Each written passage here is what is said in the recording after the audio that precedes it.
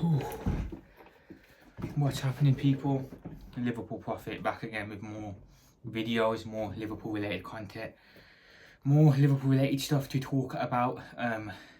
The transfer window goes on and on and on, and we have more Liverpool related content and transfer news to talk about. More on the usual areas in the squad, everything, etc. Everything Liverpool, players, transfers, everything will be right here on the channel. So please do drop a like, subscribe, comment. It's all very much appreciated. I appreciate all of the love that I get. It does not go unnoticed. I really actually genuinely appreciate everything that I'm given, or all the love that I'm showed. So without further ado, why don't we get into it? So I wanted to talk a little bit about potentially I wanted to touch on our goalkeeping situation now. Obviously, Alisson is I think Alisson is also another one who's potentially coming towards the end of his time at Liverpool. I don't think so. I mean, when you look at what a goalkeeper like Manuel Neuer is doing for Bayern Munich, who's almost 40 plus now, and is still playing in goal for Bayern Munich and still going strong, it really gives me a lot of confidence that a goalkeeper like Alisson, who in my opinion is better than Neuer now at least, can easily go until late 30s, early 40s.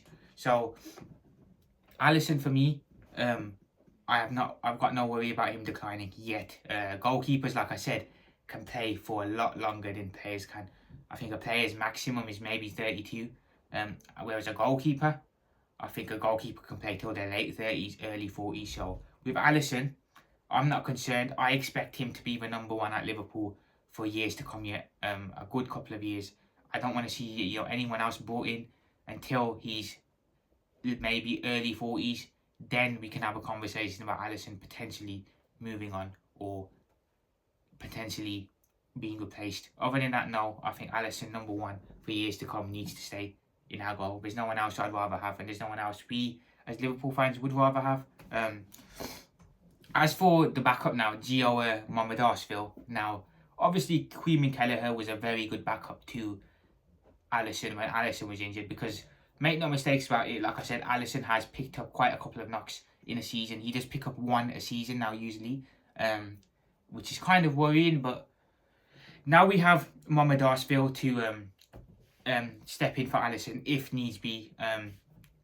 He's unproven to me. I know I heard that he did very well at at Valencia, but this is the Premier League now, so it's going to be a bit harder for him now. So I expect, or I hope, that he will step up to the challenge, and like similar to what Kelleher did.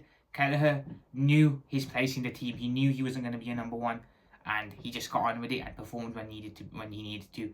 I would expect Mohamed-Arsville to be similar to that. I know I see Mohamed-Arsville wants to be the number one, but he's going to have to accept that as long as Alisson is here, there's no chance of him being the number one. Zero chance, The calibre that Alisson is on is just, it's another level. So if he's willing to accept that he's going to be number two, hopefully he can just, step in when needs be and when he's called upon, because he will be called upon, because look, Alisson's track record says he will probably pick up a knock again at some point next season, and Mohamed-Arsville is going to have to step in. So hopefully when he's required to step in, he performs and, he shows a high level of maintenance. Hopefully, at least that is. So the goalkeeper situation, I'm not too worried about it. I'm seeing a lot of people think Alisson may be moving on next summer. I don't think so. I hope he doesn't move on. If anything, I'd be giving him a new contract. I know you cannot lose someone, a goalkeeper of a level of Alisson. You just cannot, in my opinion. You cannot be doing that. So yeah, interesting. Very, very interesting. As for centre-back wise now, I wanted to get other people's opinions on this. What would we want to do with Ibrahima Konate? Would we just stick him on the bench if he doesn't sign a contract for the season? Do we continue to play him despite that? Or do we try and sell him in the summer? Or what? Because I have a feeling now, I genuinely feel that Konate could be getting sold this summer. I feel it could happen, because I sincerely doubt that the club are going to want to repeat of what happened with my man at Real Madrid to happen with Konate. Now, I think the club are going to make a stand on this. They're going to make a statement, show Real Madrid that we are not going to be pushed around here. So I can totally see a world now where if Konate doesn't extend him in the next couple of weeks, where the club, FSG look to try and move him on somewhere else, because we don't want to repeat of the Trent situation. We cannot have that happening again, because that's just going to derail our whole season. So I see a world now where Konate could be sold from Liverpool this summer. I don't think he'll be sold to Real Madrid in that case. I think he'll probably be sold elsewhere. And I think that could be another reason why we look to sell him. Maybe we don't want to sell him to Real Madrid, a direct European rival. That could be a reason. Yeah, and then Guehi, obviously, with Mark Guehi coming in, that would then mean that Mark Guehi would partner alongside Virgil van Dijk. Now, look, I've said I want Konate to extend. I think he's underrated, and I want him to extend at Liverpool. But I'm not going to sit here and act like Konate isn't injury prone. I'm not going to sit here and act like he doesn't have lapses in concentration. And I'm certainly not going to sit here and act like he's irreplaceable, because other than Virgil van Dijk, any centre-back at Liverpool, in my opinion, is replaceable, and he goes in that bracket. So, of course, I would like him to stay. That would be my preference. But if he is to move on, he can easily be replaced. We can easily get another centre-back. We'll go out there and get another centre-back to replace Konate. He's not a player that's irreplaceable. So, obviously the preference would be to keep him. But, look, it's not the end of the world if he leaves as well. He can be replaced. We can, dare I say it, go out there and get better. But look, I want to keep Konate. Of course, I think a lot of other Liverpool fans want to keep Konate as well. And I don't think he's the type of person that's going to do what Trent did. Whenever I look at Konate, he seems happy at Liverpool. He seems like he's okay here. He's at home. I don't see him doing something like what Trent did, unfortunately. I don't see him doing that. I don't think he's that type of person. I think he wants to be. If he does want to leave, I think he'll want to leave in a respectful manner. I don't think he'll want to leave in a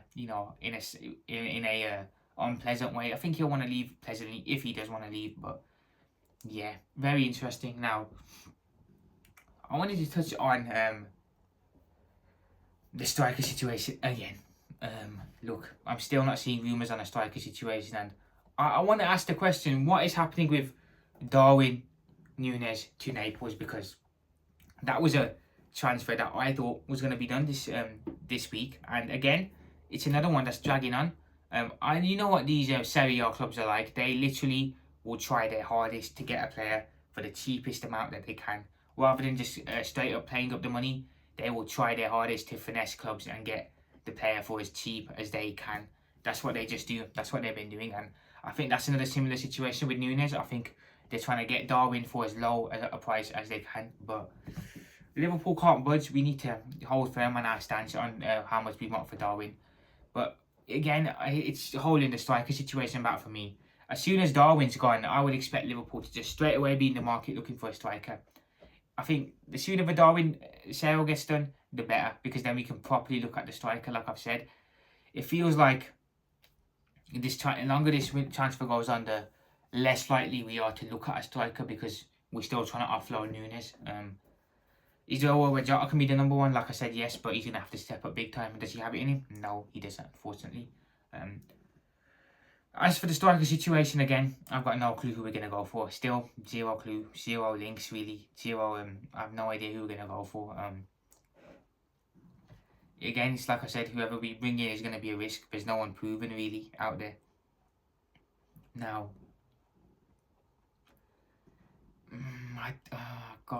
there were rumours on Gyökeres, us potentially hijacking Gyökeres, but it's an interesting one, because I'm seeing now that Arsenal are looking to get Sesko in. So Arsenal want Benjamin Sesko. That is pretty much, I think, the guy that they want to get. That would mean Gyökeres is free. Now, I'm seeing rumours on Gyökeres to Manchester United now. If he's got anything about him, which I genuinely don't know, because the amount of players that flush their career down the toilet to go play for United when you know what situation they're in is crazy. But we should be looking to go get Gyökeres then if he's free, or Osimhen, or whoever's free and slightly proven. We should be looking to go get them.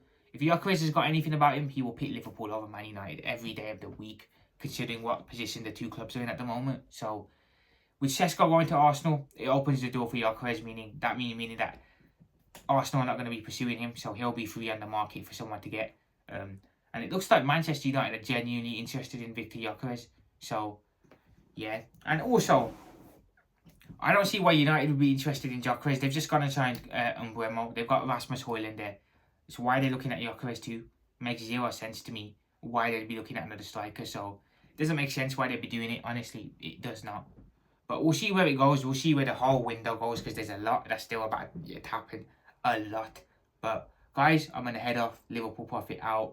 I'll speak to you guys very soon. Remember, like, subscribe, comment. I'll be back with more news very soon. Liverpool Profit out. Up the Reds. Let's go. Let's freaking go.